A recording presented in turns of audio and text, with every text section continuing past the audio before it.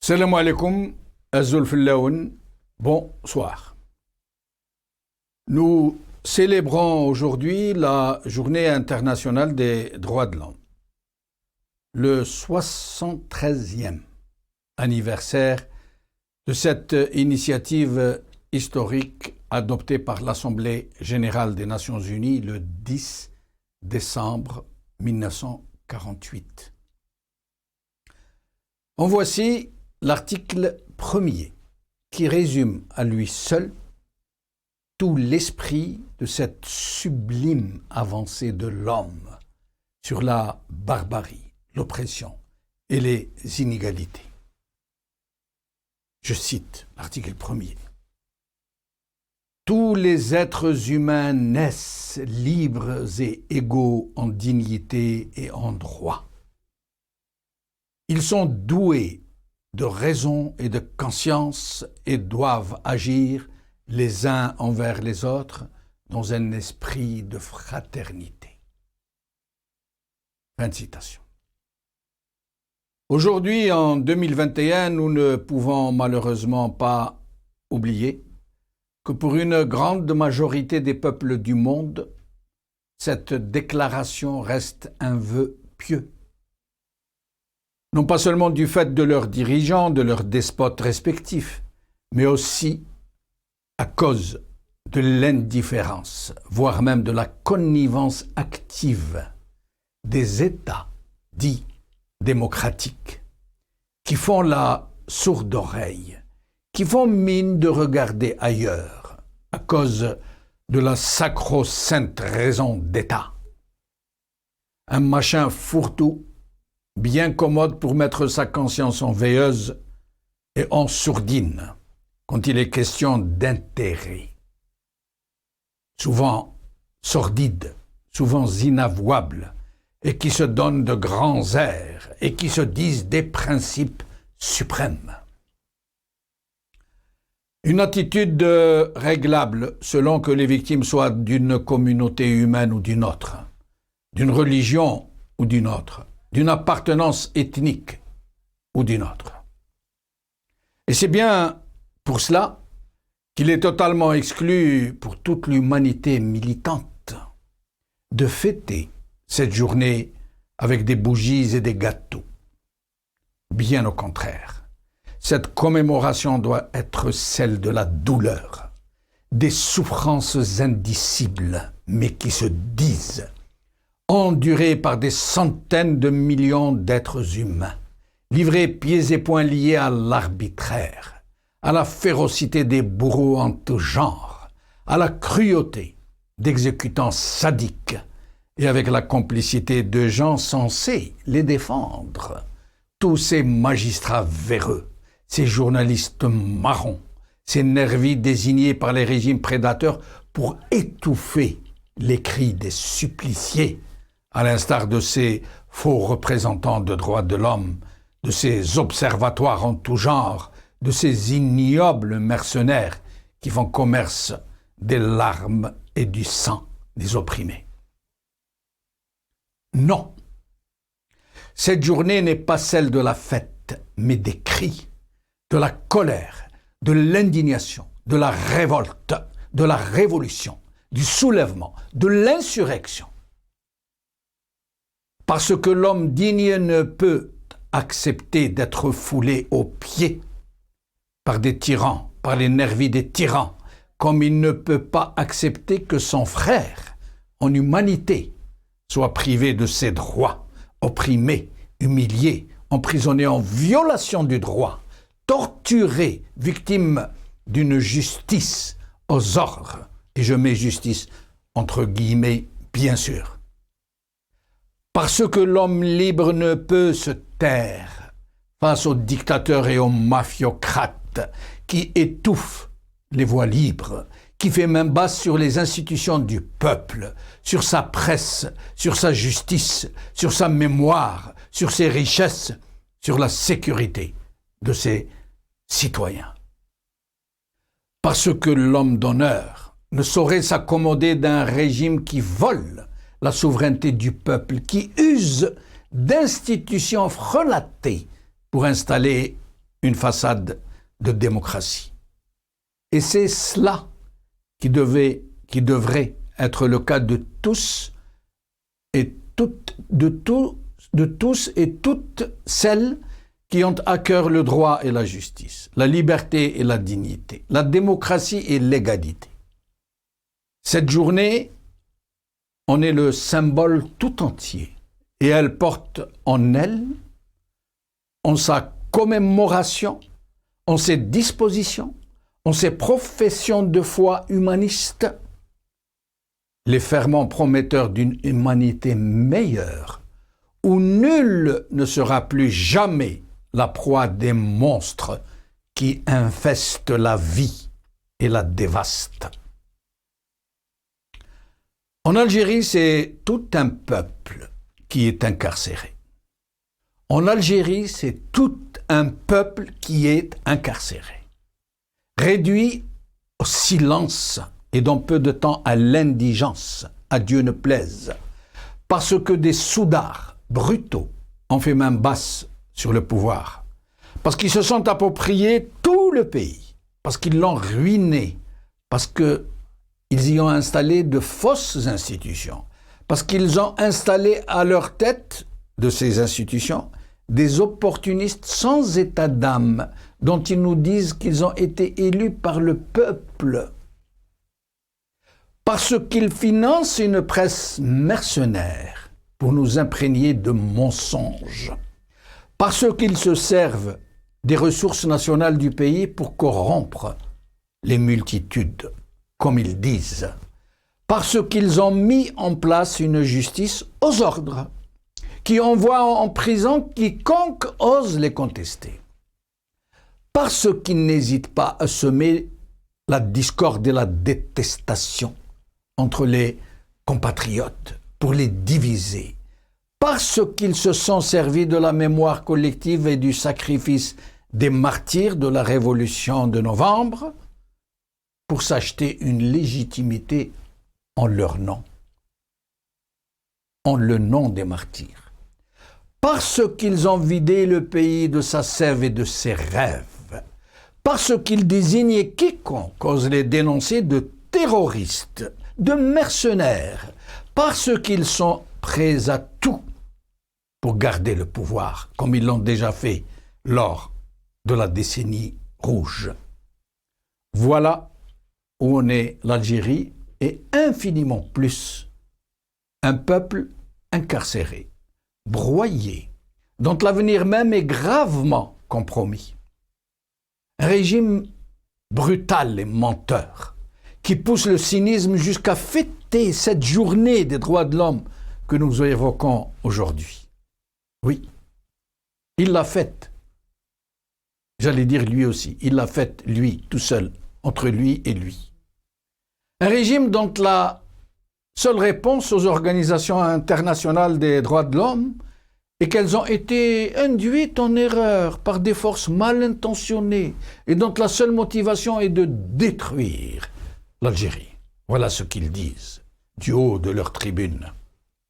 Voilà où en est l'Algérie, qui geint sous la férule, qui se languit de la lumière et qui attend l'avènement de l'aube libératrice.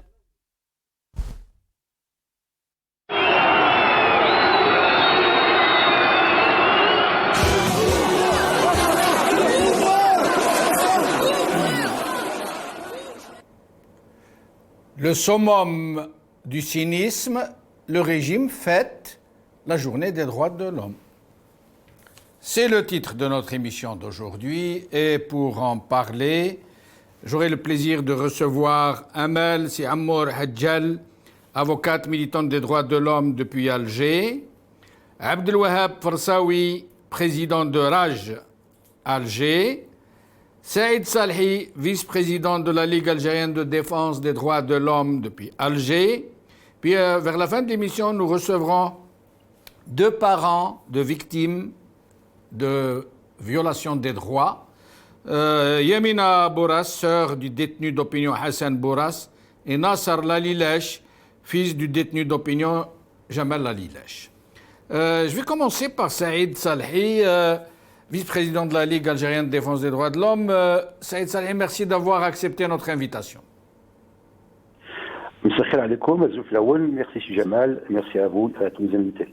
Merci beaucoup. Alors, le titre de l'émission, le summum du cynisme, le régime fête la journée d'aujourd'hui des droits de l'homme. Vous ne trouvez pas ça absolument monstrueux? Vous savez, si on peut revenir un peu à l'histoire, sinon long parcours justement des droits de l'homme chez nous en Algérie, mais aussi de la défense des droits de l'homme ici en Algérie. Vous savez qu'en 1985, à la création de la Ligue algérienne des droits de l'homme, le pouvoir justement a mis en prison tous les fondateurs de la Ligue, y compris son président de l'époque, et tous les fondateurs. Et à l'époque, bien sûr, en 85, il considérait les droits de l'homme comme une déviation et comme un complot international. Maintenant, si vous voulez, des dizaines d'années après, le pouvoir parle le langage des droits de l'homme, le pouvoir essaye de récupérer les droits de l'homme, le pouvoir essaye justement, de s'arroger une légitimité au nom des droits de l'homme. Alors pour moi, vraiment le sentiment, sinon le ressenti, aujourd'hui, les droits de l'homme sont devenus incontournables, une réalité et une quête profonde du peuple algérien. Surtout après le Hirak 2019 qui a mis la question des droits de l'homme au centre de son combat. Aujourd'hui, le pouvoir qui tournait le dos aux droits de l'homme, aujourd'hui, il ne peut plus faire. Et je pense que c'est la plus grande victoire des droits de l'homme en Algérie. Aujourd'hui, le pouvoir, fait attention à son image à l'international. Le pouvoir, essaye à chaque fois, bien sûr, de se couvrir au nom des droits de l'homme. Bien sûr, ça nous étonne, ça nous révolte, aujourd'hui, d'entendre certains messages, d'entendre certains discours qui dénaturent les réalités, et ça c'est pas nouveau, le déni de réalité, c'est devenu quelque chose, à la limite de banaliser chez nous, et on l'entend depuis des années maintenant, surtout depuis des mois. Le pouvoir qui nie l'existence des détenus d'opinion en Algérie, le pouvoir qui nie les violations des droits de l'homme en Algérie, le pouvoir, à chaque fois, encore une fois, qu'on parle des droits de l'homme, il parle de l'ingérence internationale, mais cela, je pense que le peuple algérien a réalisé quelque chose d'incontournable, c'est justement d'en faire la question des droits humains, pas seulement une réalité, mais un levier de défense, d'émancipation et de sa libération. C'est la plus grande réalisation du peuple algérien. Et je trouve que vous avez tout à fait raison, que le régime semble s'être emparé de cette cause dont il a fait un autre fonds de commerce. Et nous allons écouter le représentant officiel des droits de l'homme. Écoutez-le bien, vous allez être scotché, si je peux oser. Écoutez, monsieur Lezhari Bouzid, je crois qu'il s'appelle comme ça. احنا كنا ننتظر في جائزة نوبل في حقوق الإنسان فإذا نوليو قال لك حقهم داروا خروقات وكذا. احنا كنا ننتظر في جائزة نوبل في حقوق الإنسان فإذا نوليو قال لك حقهم داروا خروقات وكذا. أين هي حقوق الإنسان؟ كما تلاحظون أنا لا أذكر واحترم البلدان الأخرى لكن تلاحظون راهي بالقتلى وكذا إلى آخره ولا نريد التدخل أبدا خصوصا باسم حقوق الإنسان في مشاكلنا الداخلية وشكرا. Voilà, ce monsieur dit nous attendions à nous voir décerner le prix Nobel pour le respect des droits de l'homme et finalement c'est l'inverse qu'on a récolté, des condamnations et autre chose. Alors, j'accueille Abdelouahab Farsaoui, président de Rage à Alger. Abdelouahab, merci d'être des nôtres. Bonsoir et merci pour l'invitation. Bonsoir aux invités et au public. Et justement, vous tombez à pic, Abdelouahab Farsaoui, puisque votre mouvement a été dissous, tout simplement. Est-ce que vous pouvez nous en dire deux mots? Bon, à l'occasion de cette journée symbolique, selon même le titre de votre émission, le pouvoir algérien, en fait, ça ne date pas d'aujourd'hui. Depuis l'ouverture démocratique à partir de 89, a joué sur la façade démocratique. Donc c'est un régime de nature autoritaire, mais la fabriquer une façade démocratique, notamment pour une consommation, une orientation, orienter l'opinion publique au niveau national, mais aussi pour la consommation internationale.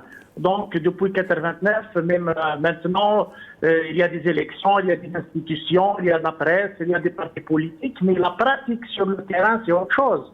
Si on prend la question des droits de l'homme en Algérie, toutes les constitutions parlent de respect des droits et des libertés des Algériens. Même l'actuelle constitution de 2020, il parle, il y a un chapitre, il consacre beaucoup d'articles sur le respect des libertés et des droits humains.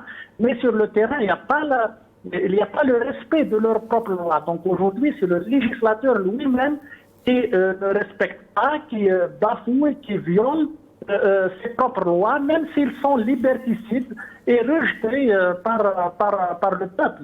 Donc aujourd'hui, la situation est là. Déjà de parler de plus de presque 300 détenus d'opinion, tout seul, cet élément, qui est les détenus d'opinion qui croupissent encore dans les geôles du pouvoir, tout seul, suffit pour connaître, pour voir la réalité alarmante et catastrophique des droits humains en Algérie. On prend aussi, vous avez ici donc l'association RAGE.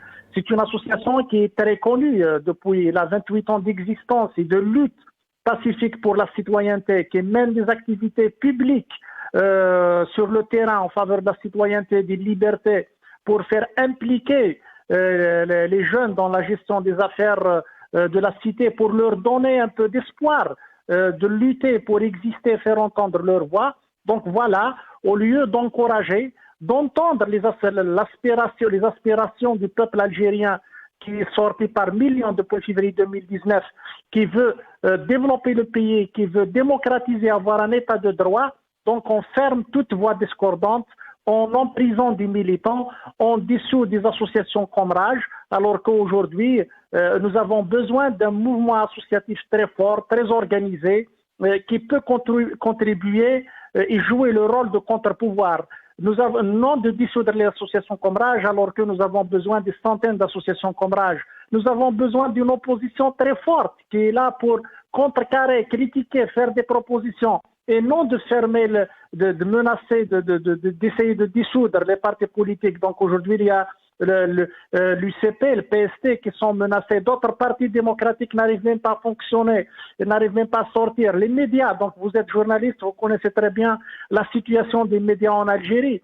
On n'en parle pas des médias publics parce qu'il n'y a pas vraiment, il n'y a pas du tout le service public. Même les médias privés avec la pression à travers la publicité, les sites électroniques censurés, l'interdiction de rassemblement. Tout à l'heure, Abdelwahab. Nous allons y revenir, Abdelwahab. Alors, j'accueille à présent Maître Amel Siamour Hadjal, qui vient de nous rejoindre, avocate, militante des droits de l'homme. Merci d'être avec nous, Maître. Vous ne nous entendez pas ? Il y a un petit souci, il me semble. Alors, nous allons... J'entends absolument pas. Alors, nous allons arranger ça, mais avant, nous allons passer M.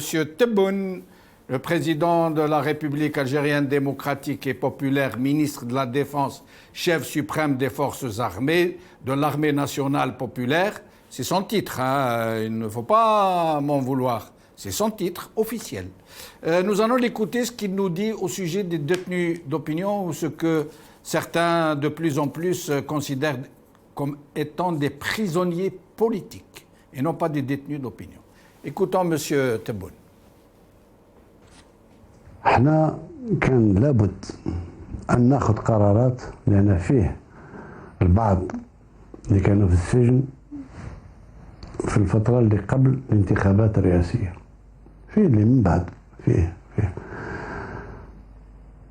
سجناء الرأي هما يقولوا سجناء ربما من غير واحد ولا اثنين ولا ثلاثة ما كانش سجناء الشتم والقذف والتجريح أغلبهم يعني يسب في مؤسسة الدولة ويقذف ويجرح وكذا هذه كل تطبق عليهم قانون ولكن رغم هذا قال عفى الله عما سلف ندخلوا في مرحلة جديدة وعلى أساس من موقع قوة مش من موقع ضعف. هنا متوجهين اليوم إلى انتخابات تشريعية. يا أخي أنت كنت تفضل هالمحك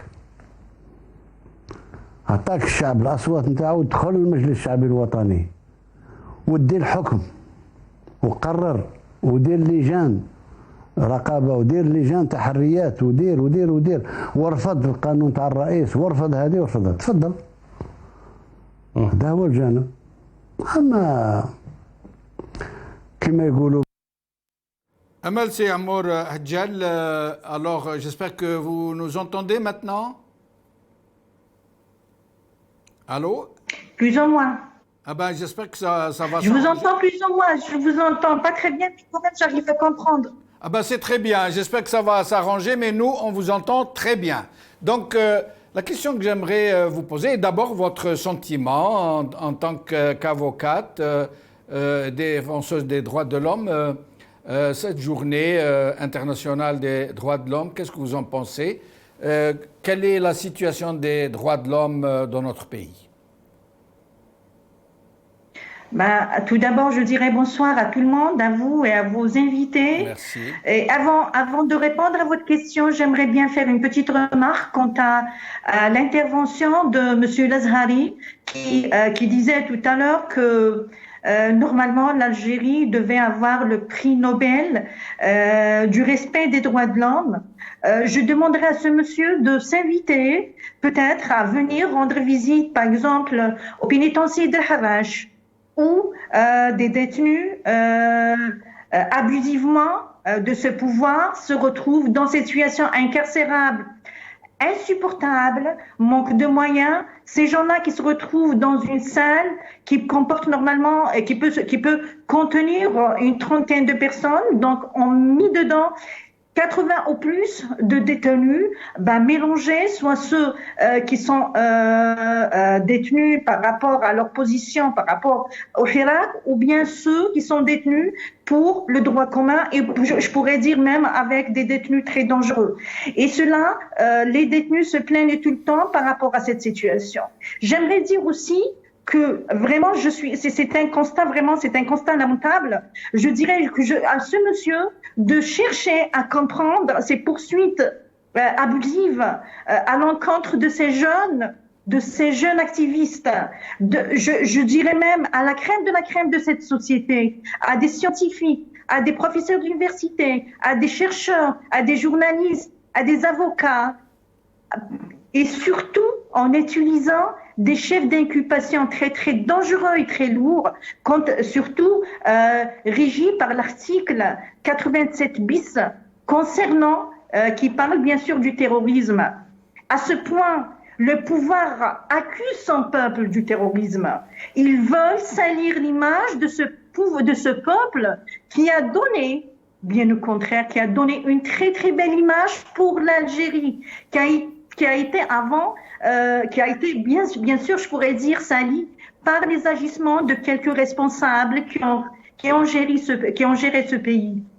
Quant à mon avis, moi personnellement, je dirais que la situation des droits de l'homme et des libertés en Algérie est vraiment catastrophique. Elle est catastrophique, je dis bien catastrophique. Je ne sens aucun droit. Déjà, en tant qu'avocate, je sens pas que je suis en train de vivre dans un pays qui instaure en quelque sorte des institutions de droit, qui parle de justice, qui parle de palais de justice, mais dans ces palais de justice, on sent pas la sécurité. Où les personnes, les individus, surtout je parle de ces personnes arrêtées par rapport à leur mouvement, par rapport à leur activité qui a relation avec le Hirak, je dirais que ces gens-là, quand ils se présentent devant les magistrats, ils savent au préalable qu'ils n'auront jamais un procès partial, un procès dans lequel ils seront défendus, où où les articles de loi seront appliqués réellement. Si ce n'est pas des ordres que l'on reçoit, et parfois on voit vraiment des violences, on viole, des violations.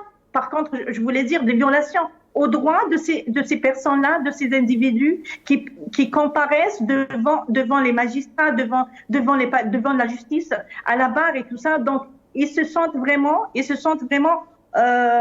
en quelque sorte dénudés carrément de leurs droits. Ils n'ont aucun droit. Et restez avec nous, okay. Amel Siamour. Alors, une info d'abord, elle vaut son pesant de cacahuètes, comme on dit vraiment. C'est incroyable hein, ce qui arrive, c'est incroyable. C'est plus que de l'outrance, on devrait inventer un mot. Alors, les ministres arabes de l'intérieur, hein, ministres arabes et de l'intérieur, hein, c'est réellement rédhibitoire, j'allais dire. Alors, ils ont organisé un concours pour les films de sensibilisation. Et d'après vous, qui a remporté le prix pour la sensibilisation et la motivation pour les droits de l'homme? Qui a remporté? La police algérienne. Et nous allons voir quelques images maintenant de la police algérienne.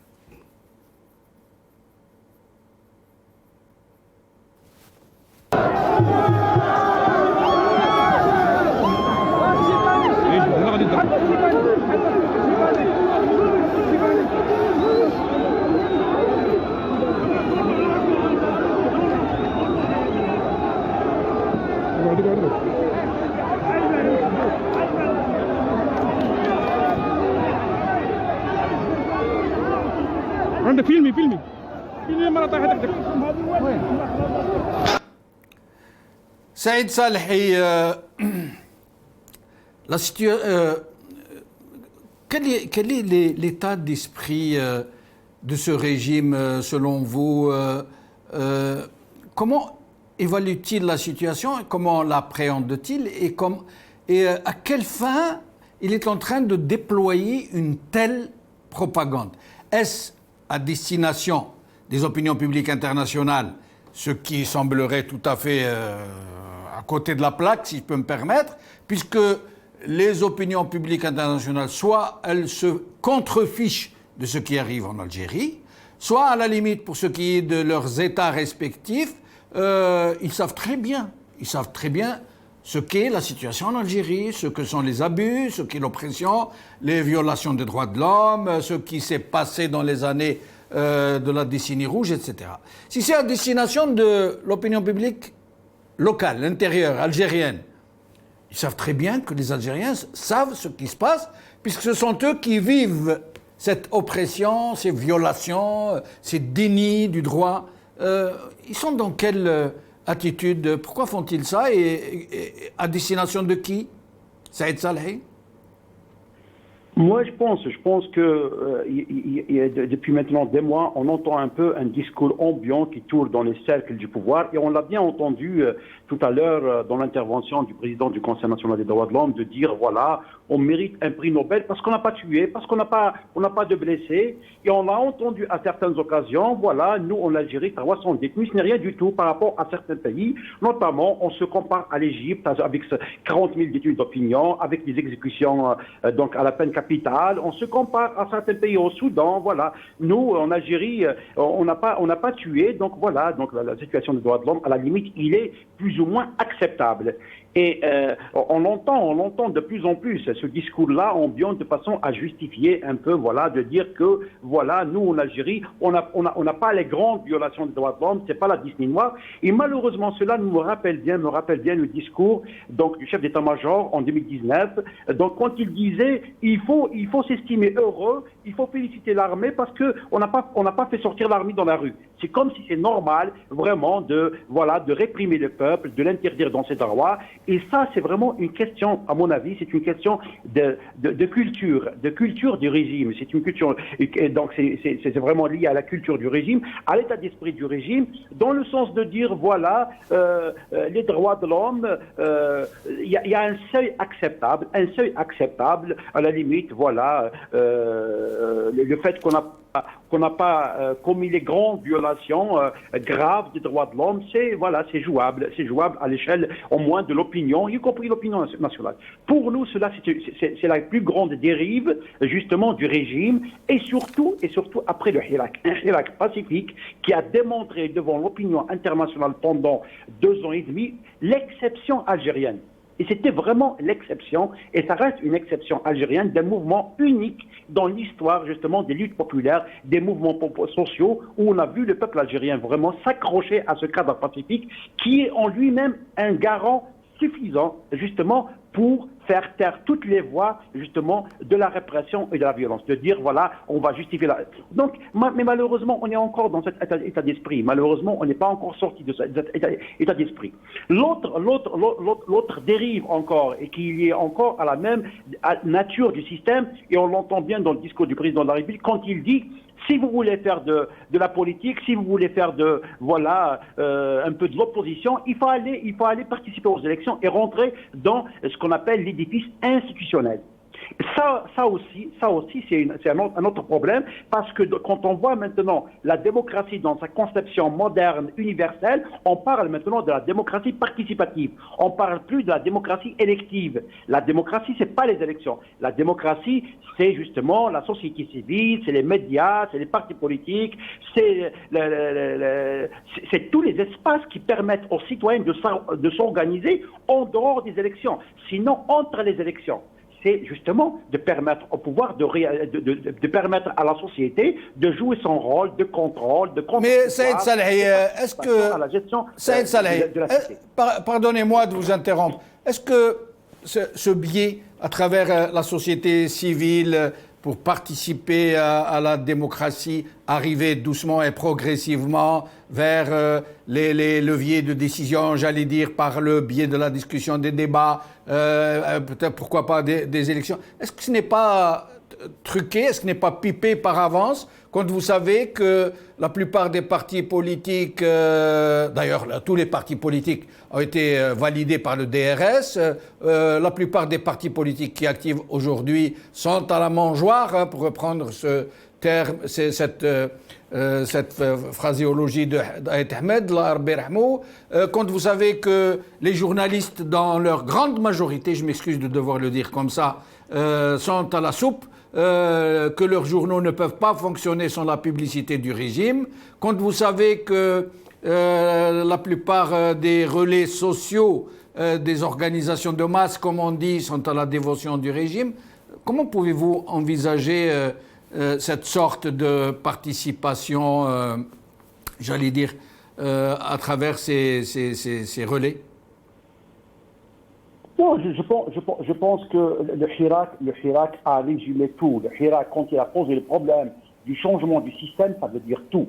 Ça veut dire tout. La solution ne viendra ni dans un semblant de participation justement à travers les élections, ni aussi dans ce que vous dites maintenant. C'est vrai, le problème a été posé de manière directe, de manière claire. Il s'agit d'une revendication, d'un changement du système. Et quand on parle du système, c'est un tout. Et malheureusement, quand on voit maintenant le système, c'est réduit à une démocratie de façade, à une démocratie où on a des institutions de façade, on a des élections, on a des médias, on a des partis politiques, on a un certain exercice comme ça, mais en fin de compte, c'est vraiment un exercice, je dirais, mensongère. Il n'est pas authentique. C'est pour cela qu'aujourd'hui, on parle de l'authenticité démocratique, c'est-à-dire de la légitimité populaire. Et ça, c'est le grand problème. C'est toujours posé jusqu'à maintenant, et c'est lié encore une fois à la volonté politique du pouvoir, vraiment à cette bonne volonté d'aller vers un changement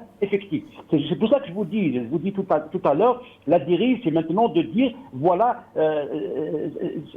si vous voulez, à la limite, exprimer vos opinions, vous ne pouvez les exprimer que dans le cadre des institutions. Mais malheureusement, comme vous le dites bien, tout est vicié. Tout est vicié. L'édifice institutionnel, l'édifice démocratique est vicié. Il est vicié, il est verrouillé, il est carrément biaisé au point où on ne peut plus s'exprimer. Et c'est vrai. Et c'est pour ça d'ailleurs que les Algériens refusent de voter.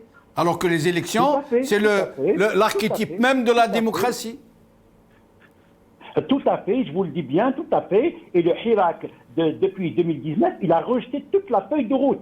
toute cette feuille de route justement qui vise réellement, et le peuple l'a bien compris, en fin de compte, à un changement dans le système. C'est-à-dire que le changement, il s'exerce dans le système, pour le système. Et restez avec nous, Saïd Saleh, pardonnez-moi de vous interrompre. Abdelwahab Farsaoui, mais avant de vous donner la parole, nous allons écouter M. Tebboune, puis son Premier ministre, l'un après l'autre. ثانيا بالنسبة لحرية الصحافة راني قلت أنا شخصيا مع حرية الصحافة إلى أقصى حد، إلى أقصى حد، كما سأحارب بشراسة كل الأمراض اللي ممكن تدخل في حرية التعبير، تجريح، الكذب على الناس، تشويه عائلات محترمة إلى آخره إلى آخره.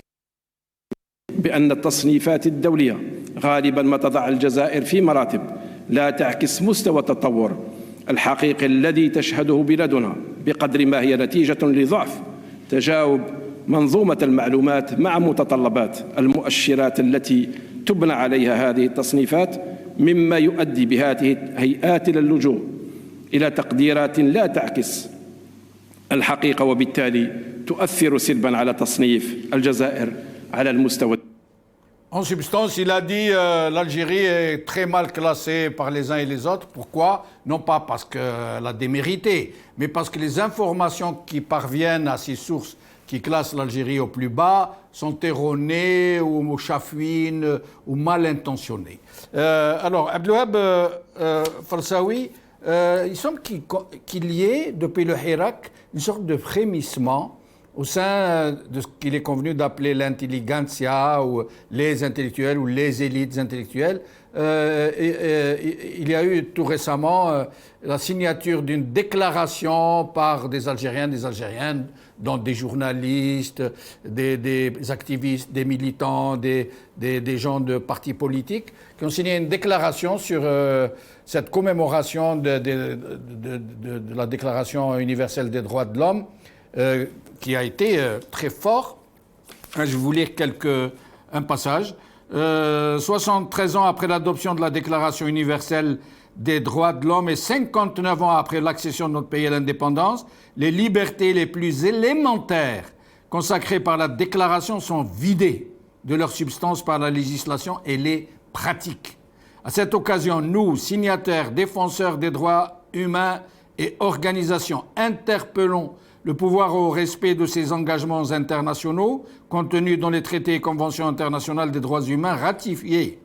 Nous appelons le pouvoir à l'arrêt de la répression et la levée de toutes les restrictions à l'exercice des libertés et des droits fondamentaux. Nous réitérons notre demande pressante pour la libération inconditionnelle de l'ensemble des détenus d'opinion, des journalistes, défenseurs des droits de l'homme et avocats. Abdelwahab Farsaoui. Oui, c'est une déclaration, comme vous venez de dire, très forte, qui reflète la réalité, qui est signée par beaucoup de gens, de militants, d'hommes politiques, des journalistes, jusqu'à ce moment.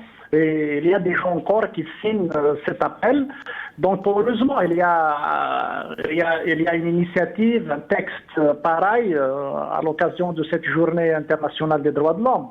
Mais je pense qu'il ne faut pas, on ne peut pas rester uniquement dans le stade de dénoncer, d'interpeller, sans pouvoir suivre ces actions, cette déclaration par des actions concrètes sur le terrain. Parce que le pouvoir, il est là, ça fait 3 ans bientôt 3 ans depuis le Hirak. Il a tout fait pour en finir avec la mobilisation populaire, avec l'emprisonnement, la fermeture de champs politiques et médiatiques.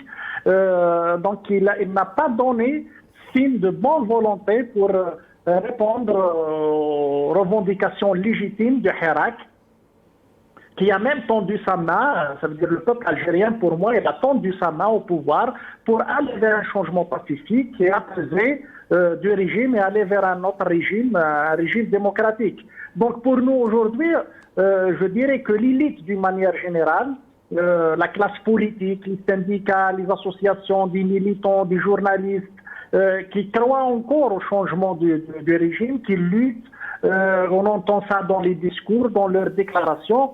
On doit réfléchir sérieusement comment on peut avoir, ça veut dire faire de l'impact sur le terrain, non seulement à travers les déclarations qui sont bonnes, parce qu'on peut rédiger des bons textes, mais il faut chercher des moyens avec lesquels, comment on peut réaliser, concrétiser ça sur le terrain. Donc, j'espère la question des libertés et des droits humains et des détenus aujourd'hui, je pense que c'est un point c'est un dénominateur commun pour tout le monde, tous les militants, quelle que soit l'idéologie, quelle que soit l'obédience, quelle que soit l'orientation politique.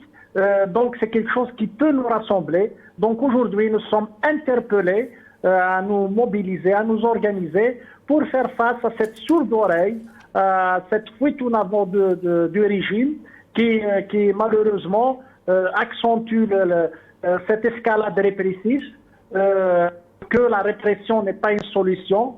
Certes, il peut gagner un peu de temps, mais à travers la répression, on ne peut qu'aggraver la crise, la tarder et aussi d'aller vers des horizons incertains peut mener même le pays droit dans le mur. Mais Abdelwahab Farsaoui, pardonnez-moi de vous avoir interrompu. Abdelwahab Farsaoui, le Hirak que vous avez vous-même vécu de l'intérieur, puisque vous y étiez, et nos autres invités aussi, le Hirak avait laissé penser, espérer que plus jamais ce ne sera comme avant, qu'il y avait un avant 22 février et un après 22 février.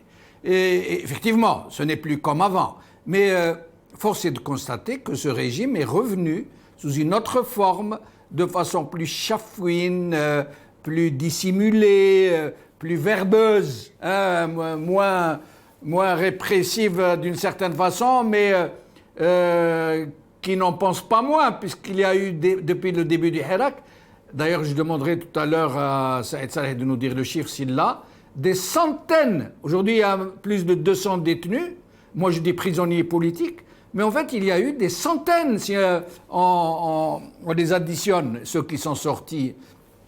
Mais c'est comme si le Hirak n'avait pas tenu ses promesses.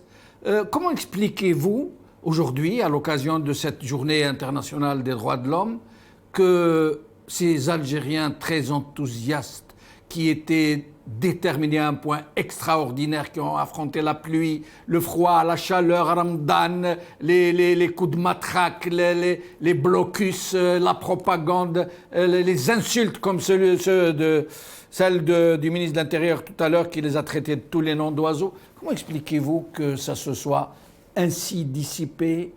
Quelle est votre explication? C'est une question très importante qui mérite pour moi des plateaux de débat. C'est pas un seul débat, mais plusieurs, parce qu'il est important pour nous de faire un bilan des 3 ans de Hirak. Parce que oui, comme vous venez de dire, un mouvement extraordinaire, pacifique, mais aujourd'hui de voir qu'est-ce que nous avons réalisé réellement par rapport à l'objectif principal pour lequel des millions d'Algériens sont sortis, à savoir le changement du régime. Aujourd'hui, le peuple algérien, quand il est sorti en février 2019, on n'avait pas de détenus, donc on n'a pas revendiqué la libération des détenus. Mais nous sommes revenus au point de se réjouir, ce qui est tout à fait normal, de se réjouir de la libération d'un détenu ou même d'une condamnation légère d'un détenu. Donc ça, pour voir l'évolution un peu de Hirak, tirer des leçons. Pour moi, il y a 2 éléments. Le premier élément, c'est le pouvoir. Il est le premier responsable, ça veut dire le pouvoir, il n'a pas une prédisposition pour amorcer un changement.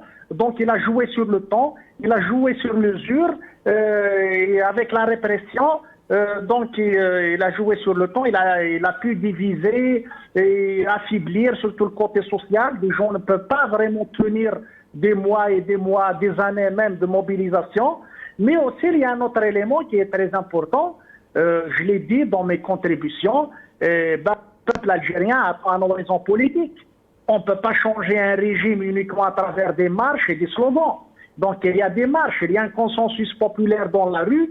Tout ce consensus populaire des millions d'Algériens exprimés d'une manière extraordinaire dans la rue, l'élite, elle est interpellée de traduire ce consensus à un projet politique. Quand je dis un projet politique, pour le changement du régime, amorcer un processus de changement du régime. Sinon, chacun il a son projet de société. Donc ça, c'est un travail ça veut dire démocratique qui va venir après. Donc il y a cette faille en quelque sorte de ne pas pouvoir donner un horizon politique au peuple algérien, une feuille de route politique claire, de dire oui, on veut changer le régime, mais comment, avec quel mécanisme, on donne un horizon, une vision à moyen et à long terme. Il y a des initiatives, je ne dirais pas qu'il n'y a pas d'initiatives, des propositions importantes, des partis politiques, des personnalités, des associations de la société civile. Mais ça, c'est des ijtihad, c'est des efforts faits par des groupes. Et restez avec nous. Attend de quelque chose de consensuel qui peut rassembler le maximum possible. Donc aujourd'hui, je pense, en premier lieu, et je termine, le premier lieu, c'est que le pouvoir n'a pas de volonté. Il a étouffé, il a cassé toute dynamique, toute voix discordante, toutes les forces qui veulent mobiliser, rassembler. Donc il est dans cette logique de casser, d'étouffer le Hirak. Il y a aussi notre responsabilité de l'élite, d'une manière générale, d'où nous sommes tous interpellés aujourd'hui à faire notre bilan pour voir comment donner un nouveau souffle à cette mobilisation. Alors, Amal, c'est Ammar Hadjal.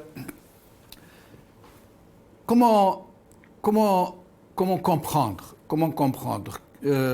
pardonnez-moi si je suis un peu brutal et direct, comment comprendre cette quasi-indifférence de la société algérienne à l'endroit de tous ceux qui sont opprimés, brimés, humiliés, je parle des détenus, des prisonniers politiques, mais pas seulement.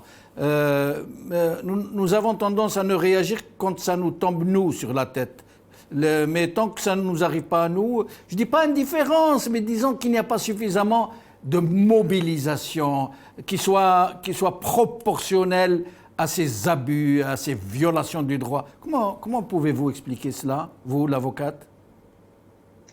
Je dirais qu'il n'y a pas d'indifférence venant du peuple, car quand on discute avec les gens par rapport à toutes ces situations, par rapport à toutes ces arrestations, les gens sont réellement révoltés par rapport à tout cela. Seulement, il faut comprendre que le pouvoir, que les décideurs, ils ont toutes les institutions entre les mains. Donc, ils sont en train d'utiliser tous les outils, tous les moyens pour réprimer ces gens-là, pour faire peur pour ces gens-là. Il faut que vous sachiez aussi qu'en Algérie, maintenant, on est en train de vivre dans un climat de peur, de terreur, et ça c'est une réalité. Quand des familles viennent me voir et me dire qu'on est en train de cacher nos enfants parce que ce sont des activistes, parce que ce sont des personnes très connues au sein du Hirak. Mais il y a des familles qui sont venues récemment chez moi, ils se plaignent de cette situation. Leurs enfants ne vont plus à l'université, leurs enfants ne sortent plus librement comme ils le faisaient bien avant. Maintenant, on peut dire qu'il y a une dégradation incroyable des droits des citoyens en Algérie. Les gens ont peur. Donc, quand on utilise, quand la police vient à n'importe quel moment de la nuit pour chercher des personnes de leur domicile, est-ce que vous ne croyez pas que c'est un moyen pour faire peur justement à ces gens-là, pour que ces gens-là arrivent à se taire et ne plus réclamer leurs droits, et ne plus parler de cette situation désastreuse que vit l'Algérien. Sincèrement, on voit que le pouvoir a déployé la justice justement pour mettre fin au Hirak, pour justement poursuivre les gens, pour poursuivre de braves gens, de ces militants, ces journalistes, ces défenseurs des droits de l'homme, avec l'article incroyable je dirais bien qu'ils ont fabriqué, qui est l'article, le fameux article 87 bis, justement pour mettre fin à toute tentative ou bien à toute volonté de réclamer ses propres droits, de réclamer justement,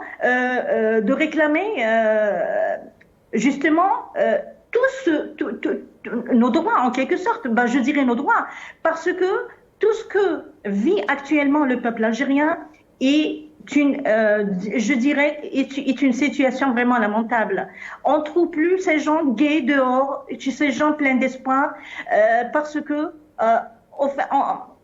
vous savez, j'ai eu un cas qui m'a vraiment touchée parmi tant de cas, où un jeune, justement, par rapport au 5 octobre, c'était la célébration du 5 octobre, donc des gens qui sont connus, justement des gens qui sont connus dans le Hirak, ils ont été arrêtés par des flics en civil, en leur disant que vous étiez en train de bouger, mais sincèrement, ils faisaient absolument rien parce qu'ils savaient déjà au préalable qu'ils sont déjà surveillés. Comment, et le magistrat qui pose ce genre de questions à un détenu, mais justement parce qu'ils étaient détenus ce jour-là, et parce qu'ils étaient arrêtés. Donc, dire que vous étiez en train dans une position de mouvement, mais c'est pas possible. C'est vraiment incroyable. Donc, vous vous rendez compte à quel point ils sont en train de... Maître Amour Hadjel, si vous expliquez ça par la peur, et je crois que vous avez raison, puisque même ici en France, par exemple, entre autres, de la diaspora qui était très mobilisée. Moi, je me rappelle de novembre 2019, il y avait 80 000 manifestants. Vous imaginez, la plus grosse manifestation en France. Alors, aujourd'hui, les gens, ils vous disent non, il vaut mieux qu'on ne me voit pas avec X, Y, il est de Rachad, il est de ceci. Avec l'article 87, je peux être qualifié plutôt de terroriste.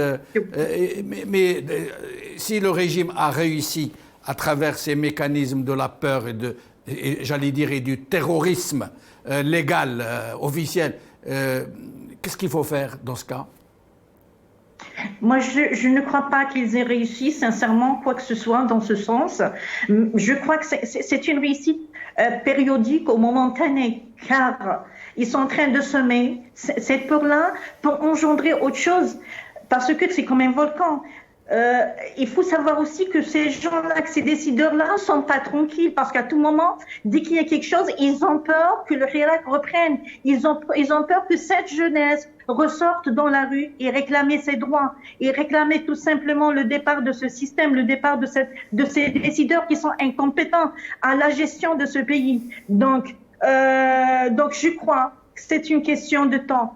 Car réprimer comme ça des gens, réprimer tout un peuple et imposer des mesures de sécurité qui sont vraiment insupportables, qui sont bien sûr, qui sont le contraire, tout à fait le contraire de ce que dit, par exemple, la Déclaration des droits de l'homme.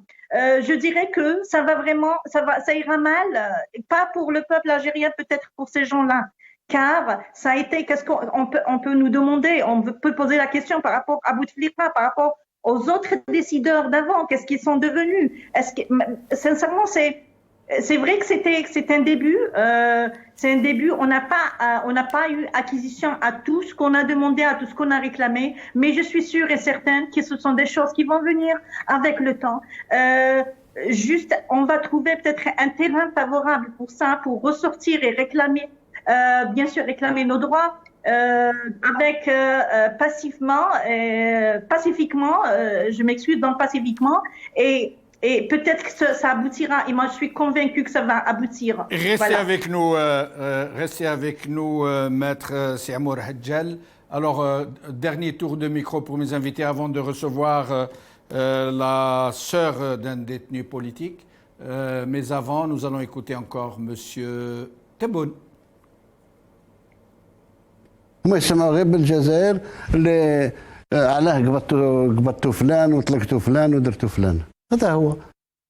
قارن الجزائر بالمحيط نتاعها ما تشبهش المحيط نتاعها. راكم شفتوا الانتصارات نتاع الشعب، مش نتاعي انا ولا تاع اطارات الدوله هذه. الكوفيد مثلا تشوف غير الناس غير تنتظر دوك تجي الموجه الرابعه دوك واش راكم مستعدين. هذا ما كان. قول لي دروك كي راك يا اخي دروك ماك حاسب والو. دول عظمى جدا راه في 30,000 حاله يوميه. عندك 160 170 تقول لي راه طلعت. احمد ربي. اللي ما يحمدش ربي راه ما يرضيش. ولكن ما يتكلموش علينا، لأن الجزائر مقررين أن الجزائر أبدا ما تبقى المثل الإيجابي، تذكرها بسلبياتها فقط. حتى التلفزيونات الغربية راكم شفتوا كاش نهار تكلموا على تجربة تاع فلاح، تكلموا التجربة هذه، تكلموا ما كانش إلا راه فلان دخلوه الحبس، فلان ضربوه، فلان هذه فلان هذه. بينما الدول الأخرى شعب مقهور جايع ما تكلموش عليه خلاص. Dernier tour de micro pour mes trois invités. 2 minutes chacun, s'il vous plaît. Saïd Salhi, que seriez-vous tenté de recommander aux Algériens et que seriez-vous tenté de dire à ce régime? Je ferai juste un petit commentaire concernant... Ah, est-ce qu'on a perdu Saïd Salhi? On va essayer de le retrouver pour le mot de la fin. Abdelouhab Forsaoui, en moins de 2 minutes, s'il vous plaît. Écoutez, c'est juste un petit commentaire concernant la dernière question. La peur, il existe, elle est là, on ne peut pas la nier. Des gens ont peur, effectivement, et ont peur de la prison, de la répression, et c'est légitime. Donc aujourd'hui, parce qu'il y a un climat très délétère, un climat de terreur, d'interpellation, donc c'est très légitime de voir à ce que des gens se retirent un peu, font attention, moi je l'appelle de la prudence. Donc la question aujourd'hui, c'est comment on peut nous mobiliser, comment on peut créer des synergies, renforcer réellement la solidarité, donner un nouveau souffle au Hirak. Et cela ne peut se faire que par la discussion, le dialogue, la concertation et faire un véritable bilan des 3 ans. Moi, j'insiste sur ça parce que sans pouvoir plutôt faire un bilan des 3 ans du Hirak, on ne peut pas avancer. Ça risque de revenir aux mêmes situations et de patauger, de tourner autour du même point. Sinon, la situation, ce que je peux dire, certes, le pouvoir jusqu'à présent n'a pas affiché de bonne volonté, de bons indices, mais je pense qu'il est aussi opportun de l'interpeller, de continuer avec cette approche, avec ce replâtrage politique, ça ne peut qu'aggraver la situation. Et mener la tête droit dans le mur. Aujourd'hui, ces gens-là, des Algériens qui sortent dans la rue, ceux qui sont en prison, sont des Algériens, sont des patriotes, ils aiment leur pays. On n'a pas de leçon sur le patriotisme à leur donner. C'est des gens qui aiment leur pays. Donc on veut construire l'Algérie pour tous les Algériens dans leur diversité et leurs différences. Merci Abdelouhab. Maître Amal Siamour Hadjal, pour conclure. Pour conclure, je dirais 2 mots que si vraiment tout allait bien en Algérie, sinon pourquoi toutes ces condamnations venant de l'ONU ou d'autres organismes? Moi, je demanderais en tant que citoyenne algérienne... Le Premier ministre répond que parce qu'on les a mal informés, des gens mal intentionnés ont fourni de fausses informations à ces organismes et ces organisations. Je suis désolée, non. C'est pas ça, ça se passe pas comme ça. Ça se passe pas comme ça. Toutes les informations qu'ils ont, ce sont des informations authentiques. Ils savent très bien que ce sont des informations authentiques, véridiques. C'est la situation réelle de l'Algérie qui a interpellé justement ces organismes pour dénoncer et pour condamner l'Algérie par rapport à tous ces agissements, par rapport à l'utilisation de ces institutions dans le but justement de mettre fin au Hirak, dans le but justement d'arrêter toute volonté de changement venant des citoyens pacifiques. Et pour moi, la seule solution qui pourrait mettre fin à cette situation qui ne peut durer dans le temps, c'est justement d'écouter son peuple, d'aller justement vers ce peuple pour voir et comprendre ses réclamations, ce qu'il veut faire de son pays, car le seul décideur justement de cet État, c'est bien le peuple. Or que tout a été... le peuple, on lui a tout enlevé, justement, et on voit que les choses se dégradent de plus en plus. Et dans tous les secteurs, il n'y a aucun secteur qui va bien. Il n'y a aucun secteur qui se porte bien, justement. Et le problème, c'est que ces décideurs se focalisent généralement sur le seul domaine, sur le seul secteur qui est, bien sur la seule chose qui concerne justement le Hirak et comment mettre fin à cette révolution du sourire, comment mettre fin à ce mouvement qui était sur le point justement de changer les choses dans cette Algérie en situation positive. Merci. Pour réaliser justement les rêves de tous ces jeunes-là qui sortaient chaque vendredi et chaque mardi. Voilà. Merci. Merci Amal Amour Hadjal, merci Abdelwahab Farsaoui. Saïd Salhi est revenu, il est avec nous, nous l'avons retrouvé. Saïd Salhi, le mot de la fin, avant de recevoir une autre invitée. Moi, le mot de la fin, je dirais que le pouvoir n'a pas réussi, justement, sinon le système n'a pas réussi à reprendre, si vous voulez, un peu sa légitimité, sa force. Bien au contraire, le pouvoir s'isole de plus en plus. Il s'isole justement en optant pour cette feuille de route sécuritaire qui, malheureusement, on le voit cette feuille de route sécuritaire à travers les arrestations et justement élargit la base de la contestation, la base justement de ce sentiment de la hogra.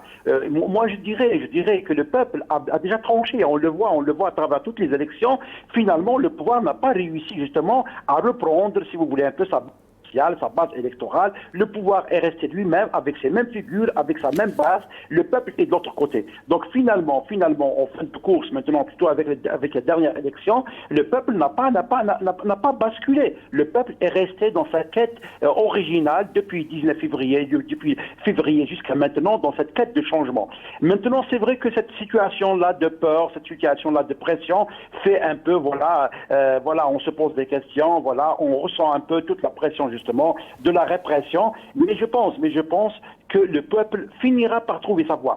Parce que dans tout ça, moi, je pense qu'il y a un sentiment, et si j'essaie un peu si on essaie un peu de prendre un certain recul par rapport à, si vous voulez, un peu à la réalité, on sent que le peuple, il est un peu coincé. Il est coincé, justement, face à cette feuille de route du système, et le peuple a déjà tranché la non-confrontation avec le pouvoir en optant pour la voie pacifique. Mais je pense que le peuple n'a pas cédé, le peuple n'a pas changé, le peuple n'a pas... Alors, deux questions, Saïd Salhi, je me permets de vous interrompre. Deux questions avant de vous libérer. La première, est-ce que le dernier boycott des élections locales, chose tout à fait inédite, puisque d'habitude, pour les élections locales, les électeurs algériens participent. Or, cette fois-ci, il y a eu un boycott massif. Est-ce que ce boycott procède, lui aussi, du Hirak, d'une sorte de perpétuation d'une autre façon, qui semble aller vers une désobéissance civile? Et la deuxième question, est-ce qu'on a à peu près le nombre total des personnes incarcérées depuis le début du Hirak, même celles qui ont été libérées entre-temps?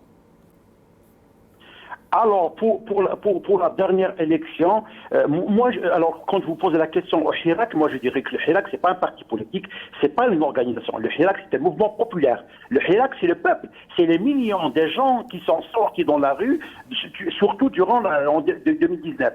Donc, si on parle du peuple, le peuple, justement, est dans une rupture totale avec le système. Le peuple, justement, est dans cette rupture qui s'élargit de plus en plus. Le fossé ne cesse pas de s'enfoncer, de s'élargir, justement, avec le système. Et là, justement, la question de la légitimité est posée. Et là, justement, le pouvoir, je vous le dis, le pouvoir est en train de s'isoler. Et le peuple est en train de continuer, justement, sa quête du changement, bien sûr, pas par la voie des manifestations dans la rue, mais on le voit bien, il ne participe plus justement un peu à cette feuille de route du système. Le peuple finira par trouver ses voies. Il finira par trouver sa voie, comme il l'a fait en 2019. Moi, j'en suis sûr. Et sur cette question-là, j'en doute pas. Mais sur la question des détenus, c'est vrai qu'on n'a pas fait un peu le décompte. C'est tellement devenu massif. Mais je vous donne juste l'exemple de 2021. On a noté près de 7000 interpellations juste en 2021. Malgré malgré justement la Covid, malgré le confinement. C'est déjà un chiffre effarant. Et c'est presque le même chiffre de 2020. Et si on prend sur les 3 années, donc de 2019 jusqu'à maintenant, notamment 2019, juin 2019, où on a commencé justement les arrestations et les mandats de dépôt, on dépasse déjà les 10 000. On dépasse les 10 000 interpellations. C'est déjà un chiffre effarant, Bien que, on a entendu le président de la République à un moment dire que c'est un chiffre qui n'est pas signifiant, mais c'est déjà un chiffre qui donne justement toute l'ampleur de la répression. On n'en parle pas des détenus et on n'en parle pas des gens qui sont sous poursuite judiciaire. Pour 2021, on a 2500 qui sont sous poursuite judiciaire, sans compter ceux qui sont sous contrôle judiciaire. Donc la répression touche des pans larges de la société. Merci Saïd Salhi, vice-président de la Ligue algérienne de défense des droits de l'homme. Au plaisir de vous retrouver. Yamina Boras, la sœur du détenu d'opinion, moi je dirais du prisonnier politique, Hassan Boras est avec nous. Yamina Boras, merci d'être là. السلام عليكم سيد جمال. وعليكم السلام ورحمة الله. شكرا للاستضافة. الو. نسمعوا فيك يا أمينة، نسمعوا فيك. Je peux m'exprimer en arabe, s'il vous plaît? Bien sûr. Exprimez-vous dans la langue de votre choix. يسعدني استضافتكم في البرنامج وخاصة موضوع حقوق الإنسان. واش نقول لك سيد جمال؟ تكون على دراية أن حسن بوراس صحفي مستقل وعضو الهيئة المديرة للرابطة الجزائرية للدفاع عن حقوق الإنسان. طول عمره وهو يدافع عن حقوق الإنسان من depuis 2003, il a été attaqué en justice malgré il a présenté des preuves des preuves de corruption, preuves de بارونات الفساد إلى آخره وبارونات العقار، لكن ما كانش تؤدي الغرض امتثاله للرابطة والدفاع عنها. ومالغري كان من لي فونداتور دوبوي الفقيد القيادي الكبير علي يحيى عبد النور من 2003 إلى يومنا هذا، ومضايقاته. هذا واش نقول لك. ودرك وش هي الحالة تاعو حسن؟ كيف راهو في صحته؟ واش من يعني كل تريتمون؟ زرناه. وي سيد جمال. نعم. زرناه ثلاثة افونتيير. توجور يبواتي قلعوا له 2 فوا الماء، اون بونكسيون داروها له، مشى من البيض يمشي، رجع بريسك هانديكابي. بلوس ليبرتونسيون، بلوس الديابات ايموسيونيل، بلا حالة الوضعية تاع العائلة.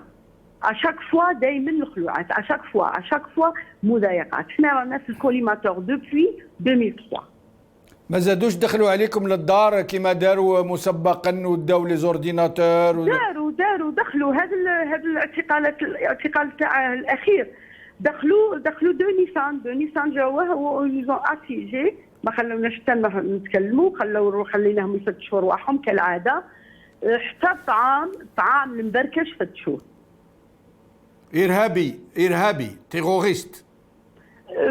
اكزاكتومون ارهابي وما يديروا له كيما هكا. ونشفى على ويحيى واش قال عليه لما دار اضراب عن الطعام. نشفى عليه هو اول ويحيى ملي كتب عليه على لي بوس تاع 1000 بوس، كتب عليه اللي امتثلت في البيض لا بوسيدي 1000 بوس غير شرعيه. هو اول موضوع كتبه فيه على ليبوك. والخبار واش راهم يقولوا العداله، واش راهم يقولوا واش هي لا سيتوياسيون، الوضع واش راهو الوضع؟ العداله دائما عندنا الغرامات، هو ممتثل امام القضبان، دوك لون ترانسفيري، دوك اللي عايل الان موجود في الحراش. صافي 2-3 جور من حولوه للحراش. نعم. كش ما عندك رسالة للمواطنين الجزائريين راهم في الاستماع يسمعوا فيك، إذا عندك نداء؟ نتمنى اولا ندائي دو لا بار دو ما مير وخوتي وخواتاتي ليبراسيون دو مون فخير. سي ان انوسون في هذه التهمه، بريء. شكرا، بارك الله فيك يمينة. سلمنا على العائلة كاملة، سلمنا على Je me suis exprimée en arabe باش نكون بطلاقة. Bien sûr, mais au contraire, c'est un plaisir. C'est un plaisir de vous entendre parler en arabe. مرحبا بك. سلمنا على العائلة كامل. بغيت نوضح للجزائريين، نعاود نوضح الذي يمثل الهيئة المديرة للرابطة، أول عضو للهيئة المديرة للرابطة وتحصل على جائزة فرنسا توكوران، اللي حتى الآن راه صافي لافيزي 3 موا، من الآن مازال ما فاتش التحقيق الثاني. إن شاء الله. راه رهن التحقيق الإداري. بارك الله فيك يمينة.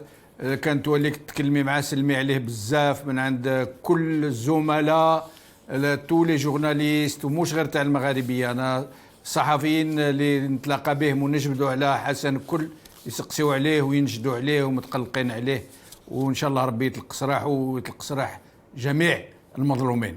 بارك الله فيك، يعطيك الصحه. Merci à tous mes invités, merci à vous, chers amis, d'avoir suivi cette émission. Restez avec nous un petit moment. وبقاو على خير.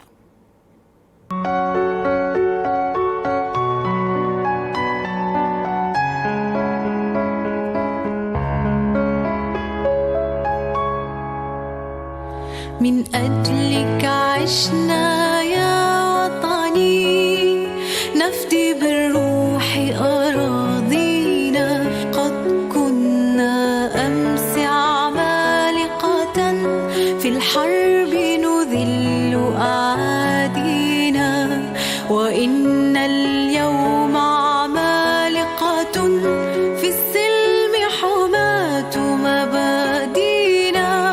من أجلك يا وطني،